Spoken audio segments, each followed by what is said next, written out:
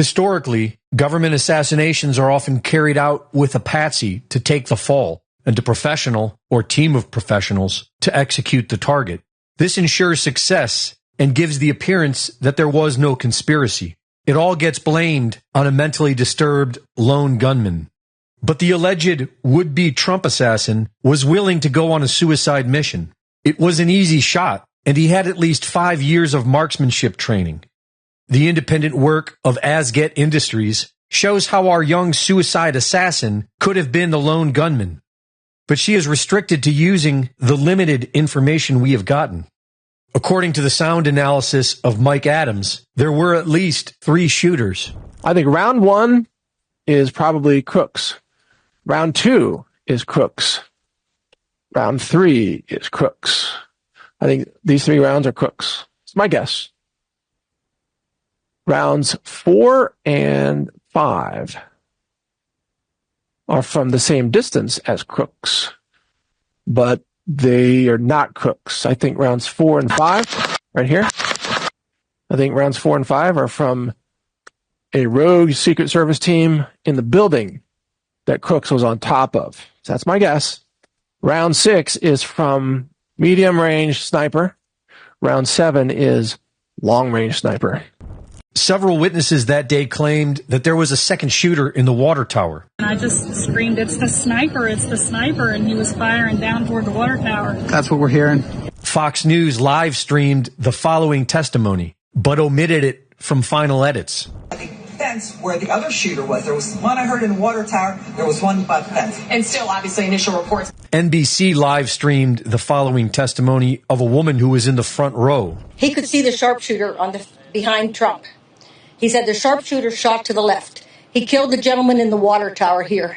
And omitted the following from the final edit. Now they feel that there was 2 shooters on both sides. So they got the one on the tower on this side, but the one on the right side they never got. So that's why they wanted us to leave immediately, because they thought there's still a shooter out there somewhere. I'm glad that guy's no longer with us anymore in that tower. And I hope they get the other one too. Images of the water tower show a shadow at the very top. Frame-by-frame analysis shows what could be described as muzzle flash, or the reflection of a scope lens. Before any shots were fired, police were seen running towards the water tower. Oh wow, where are they running to? Multiple shooters makes more sense, but then how did they miss? Many are insisting that it was a staged event to inflame Trump's popularity. We still don't know for sure whether Donald Trump was hit by a bullet, whether he was hit by glass fragments, whether he was hit by shrapnel. We don't have those details. We actually have no details from his physician, even though this man is still a Secret Service protected, and presidential candidate. We knew almost nothing. Why? Why don't we know that much? We don't know why for 9 full seconds Donald Trump was allowed to stand back up during an active shooter situation, even though they, at that point, had said the shooter was down. How would they have known if there were more shooters or not?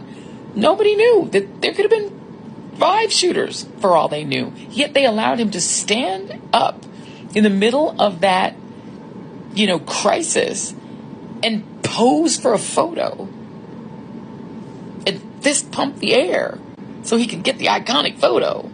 And then they allowed him to stand up again outside of the SUV instead of just shoving him into the SUV. That seems really unusual. What is the actual injury to Donald Trump's ear that's under that bandage? Shouldn't we know that by now? If it was fake, it was a flawless performance. And if it was authentic, it was not only sloppy, it was a millimeter away from chaos.